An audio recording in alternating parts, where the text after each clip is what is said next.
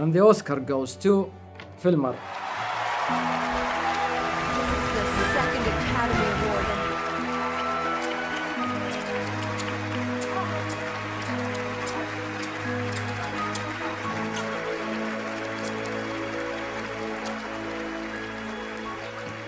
Thank you.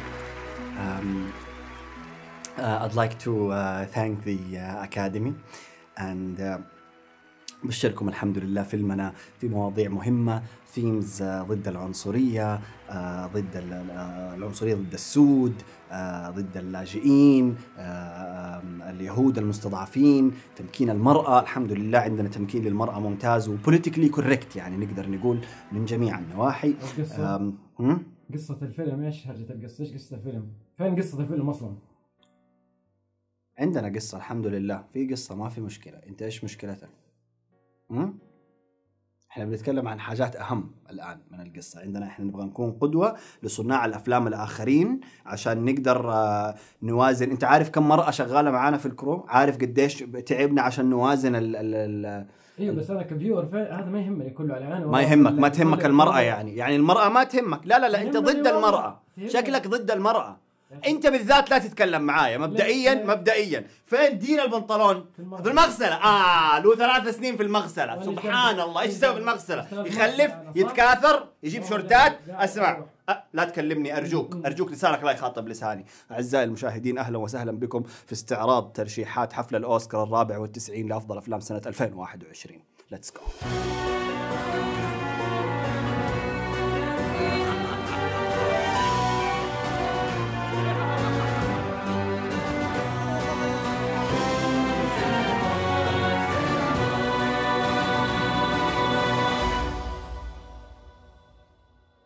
مرحبا بكم مرة أخرى يا أصدقاء. زي ما عودتكم كل سنة أشارككم توقعاتي للفائزين في جوائز الأوسكار وأستعرض معاكم المرشحين كلهم. وهذه السنة طبعا ما حتختلف، حنستعرض المرشحين في 23 فئة كلها. لو في فئة ما أنت فاهم إيش هي أو تبغى تعرف عنها أكثر راجع الفيديو اللي سويناه لتوقعات الأوسكار في 2019، هناك تكلمنا عن كل الفئات. أما الآن فخلونا نبدأ. وقبل ما نبدأ طبعا لازم أذكركم إنه هذه توقعاتي الخاصة شخصية، يعني ممكن تختلف عنك. وأيضا هذا الفيديو أكيد ما هو سبونسرد باي أبل، أولا لأنه إحنا مرة فقراء، ثانيا لأنه هذا آيباد 2 مهلوك وحالته. أختصر نبقى ندخل في الحلقة لو سمحت. فين البنطلون؟ أوكي نبدأ بفئة أفضل ممثل في دور رئيسي، والصراحة كان فيها التنافس شديد وما زال. هافير باردين Being the Ricardos، بنديكت كامبرباتش The Power of the Dog، أندرو غارفيلد تيك تيك بوم، ويل سميث كينج ريتشارد، ودنزل واشنطن The Tragedy of Macbeth. كلهم كانوا ممتازين الصراحة، كلهم سووا كويس، بس أنا توقعي وأمنيتي أندرو غارفيلد لأنه مرة بدع ولأنه خلاص حان الوقت إنه هذا الولد يشيل أوسكار الصراحة. 8 years and the time keeps ticking. أفضل ممثل في دور مساعد كياران هيندز من بيلفاست، تروي كوتسور من كودا، جيسي بليمنز من The Power of the Dog، جي كي سيمنز من Being the Ricardos، وكودي سميث مكفي من The Power of the Dog. كياران هيندز في بيلفاست العجوز كان مرة مسوي كويس الصراحة وعاجبني. تروي كوتسور هو اللي هو الأبو في كودا كان جدا رائع. طبعا هذا الممثل أصم وتمثيله كان جدا رائع ووصلني وحسيت فيه. جيسي بليمنز ذا باور اوف ذا دوغ ما اعرف ليش رشحوه الصراحه، يعني اللي ما شاف ذا باور اوف ذا دوغ يعدي شويه، لانه باختصار الرجال جاء في بدايه الفيلم ونهايه الفيلم، ما طول الفيلم انا ما شفته. هو ممثل رائع لا ما اختلف، بس ما ادى كثير. جي كي سيمنز بدع العجوز رهيب ومره عجبني. كودي سميث مكفي اوكي، فانا توقعي حيروح مع تروي كوتسر من كودا. تخيلوا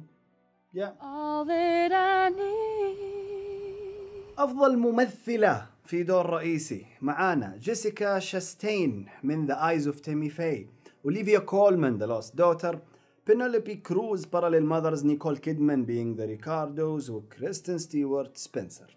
كريستين ستيوارت سوت مرة كويس وجمعت جوائز الأرض والسماء، فأنا الصراحة أعتقد إنها كريستين ستيوارت هي اللي حتشيل الجائزة، رغم إنه قاعدة تنافس كبارية، إلى إنه نيكول كيدمان كانت ممتازة بس مش لدرجة تشيلها. بينولوبي كروز وجيسيكا شاستين ما أقدر أحكم لأني ما شفت الأفلام، بس أوليفيا كولمان هي اللي قلبي معاها وأتمنى إنها تشيل الصراحة. أتمنى لو أوليفيا كولمان شالت الأوسكار أنا مرة حنبسط، وشكرا يا أكاديمية، باقي الفئات ما عندي مشكلة، بس اللي أعتقد إنها حتشيل وحتكون مفاجأة كريستين ستيوارت.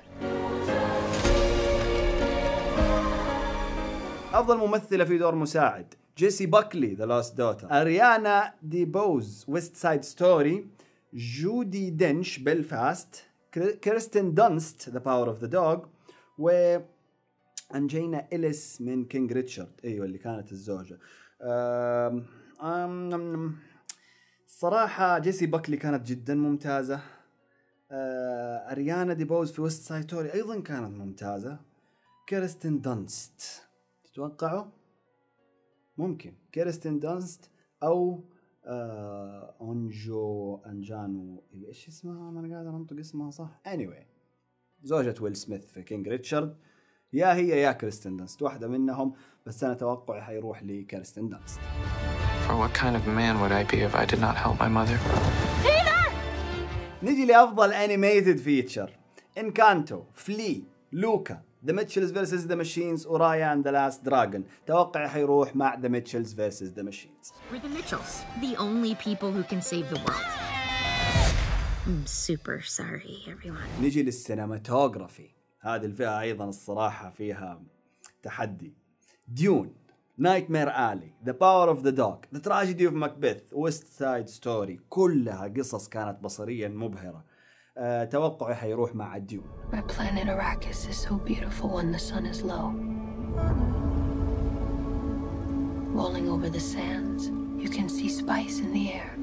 كوستوم ديزاين معانا كرويلا، سيرانو، ديون، نايتمير آلي، ويست سايد ستوري. كوستوم ديزاين ملابس كانت صراحة يعني رغم اني ما ركز كثير في الملابس، بس اتوقع انها كانت ممتازة في ديون وكانت ممتازة في ويست سايد ستوري وحتى نايتمير آلي، يعني كلها جيدة. توقع حيروح مع ويست سايد ستوري.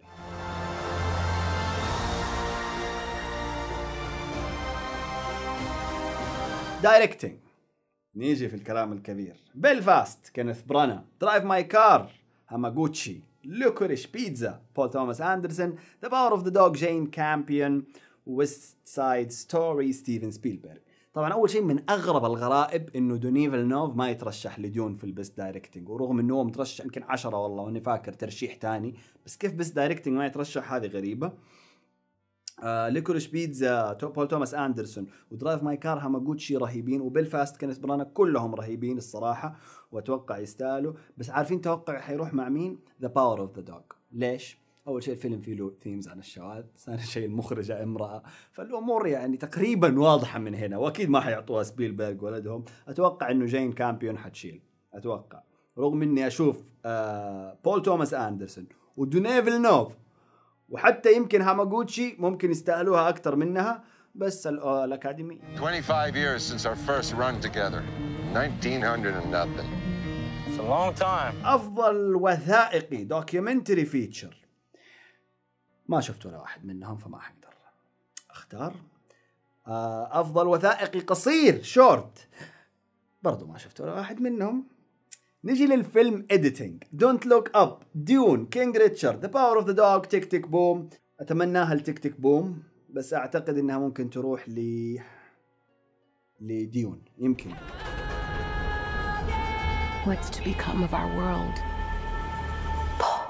نجي للانترناشنال فيتشر فيلم، وهذه فئة الصراحة السنة هذه، لأنه في فيلمين في الفئة هذه راحت في الفئات الثانية، فيبان مين الفايز، ما حتقدر تخيب يعني.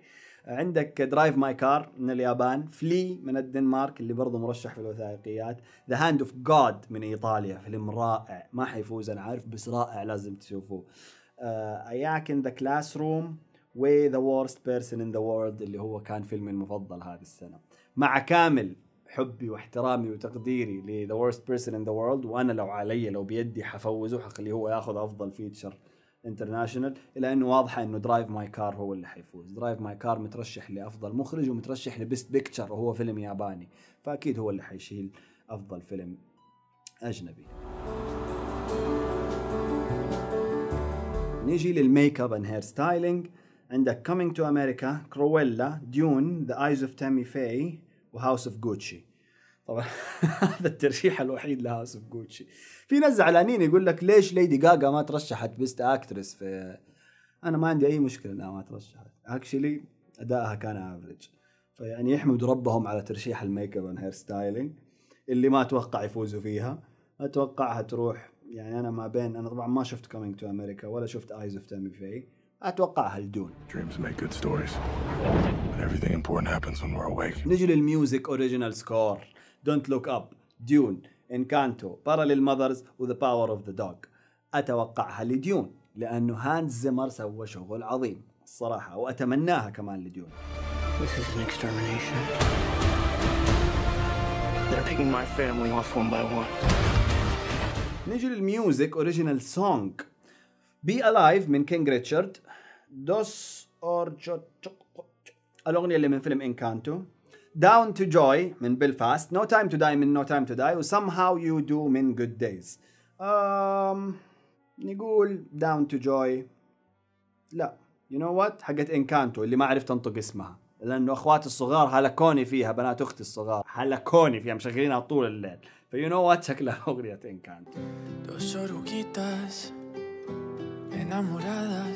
Best Picture نخليها آخر الفيديو كالعادة، نروح للي بعدها.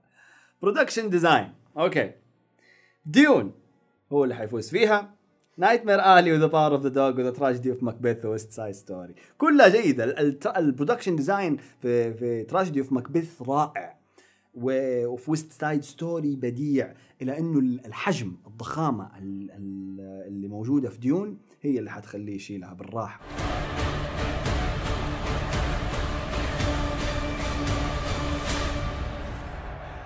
شورت فيلم انيميتد ما شفنا ولا اي شيء منهم. شورت فيلم لايف اكشن برضو ما شفنا ولا اي شيء منهم. بيست ساوند عندك بيلفاست، ديون، نو تايم تو داي، ذا باور اوف ذا دوغ، ويست سايد ستوري. ديون برضو. But if your answer is no, you'll still be the only thing I ever needed you to be. فيجوال افكتس عندك ديون، فري جاي، نو تايم تو داي، تشانغ تشي وسبايدر مان. المفروض يغيروا الفيجوال افكتس ويسموها بيست سوبر هيرو فيلم لانه ياخذوا افضل افلام الابطال الخارقين والاكشن ويجمعوها في النومينيشنز حقت الفيجوال افكتس وما يترشحوا لاي شيء ثاني، وتشيز ما عندي اي مشكله معاه، بس برضو اتمناها وابغاها واتوقعها لديون. معليش يا سبايدر مان، معليش يا تشانغ تشي، معليش يا فري جاي، ديون فيجوال افكتس بديع. Duke's son sees too much. نجي للكتابة، وعندنا الادابتد اللي هو النص المقتبس، وعندنا في كودا درايف ماي كار، ديون، ذا لاست دوتر، وذا باور اوف ذا دوغ. درايف ماي كار ما اعتقد حيعطوا له، هي ياباني وكذا يعني افورو. ذا لاست دوتر اتمنى انه يشيلها الصراحة، اتمنى، بس اعتقد انهم حيعطوها لذا باور اوف ذا دوغ. اعتقد حتروح لي ذا باور اوف ذا دوغ. امنيتي ذا لاست دوتر وتوقعي ذا باور اوف ذا دوغ.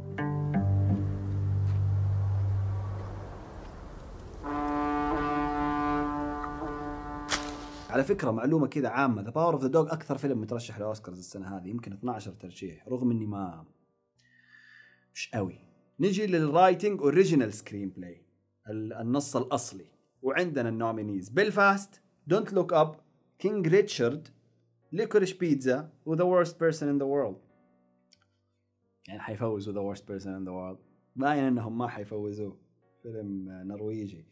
أمنيتي طبعا انتوا عارفين، اللي شاف فيلم اللي شاف فيديو التوب 10 هيعرف انه هو افضل فيلم في السنه بالنسبه لي، بس ما حيفوزوه الصراحه لو ما فوزوه يعطوه ليكوريش بيتزا اقل شيء، لانه يعني اذا راح لكينج ريتشارد ولا دونت لوك اب ولا بيلفاست حزعل الصراحه. ليكوريش بيتزا وذا ورست بيرسون ان ذا وورلد مكتوبه مره ممتاز، واتمناها الواحد منهم.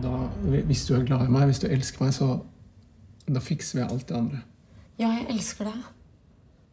Men jag älskar dig inte. نيجي الآن للفئة الأهم واللي فيها 10 ترشيحات. بيست بيكتشر أفضل فيلم لهذه السنة: بيلفاست، كودا، دونت لوك أب، درايف ماي كار، ديون، كينج ريتشارد، ليكوريش بيتزا، نايتمير آلي، ذا باور أوف ذا دوغ، ويست سايد ستوري. أكيد مو بيلفاست، اكيد مو كودا، اكيد مو دونت لوك اب، رغم انه يعني بالنسبه لي من امتع واكثر الافلام اللي ضحكتني وفجعتني في هذه السنه. وغريبه اصلا الترشيحات دي كلها له، ما توقعت كنت يرشحوه لذي الدرجه لانه فيلم ساخر في النهايه، بس الصراحه يستاهل، بس ما اتوقع يفوز. ديون لو قصته مكتمله ممكن اتناقش معاك، بس لانه القصه بارت 1 ما اتوقع. كينج ريتشارد بديع، بس اتوقع كينج ريتشارد من الافلام اللي حيخرج من المولد بلا حمص في الحفله دي كلها. ليكوريش بيتزا ما يعطوه، ما حيفوزوه.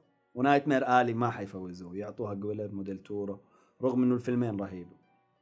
فحتصفى على The Power of the Dog او West Side Story.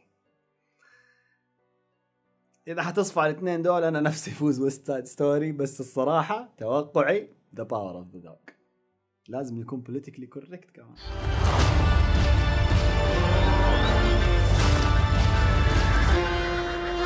وبهذا يا أصدقاء نكون خلصنا من استعراضنا لترشيحات جوائز الأوسكار وتوقعاتي للفائزين.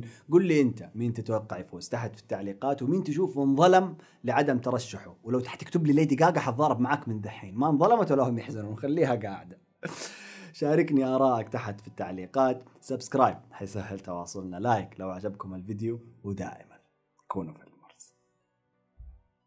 دقيقة باي ذا واي، حفل توزيع الجوائز حيصير في 27 مارش بعد 7 أيام، وحيصير في الدولبي ثيتر في هوليوود.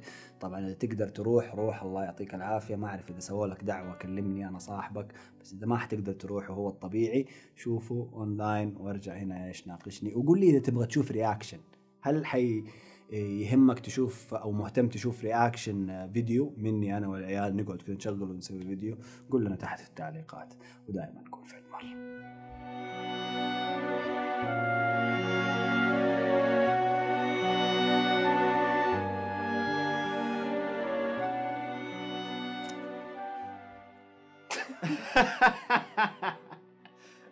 تاخذ الفلوس وتشرد؟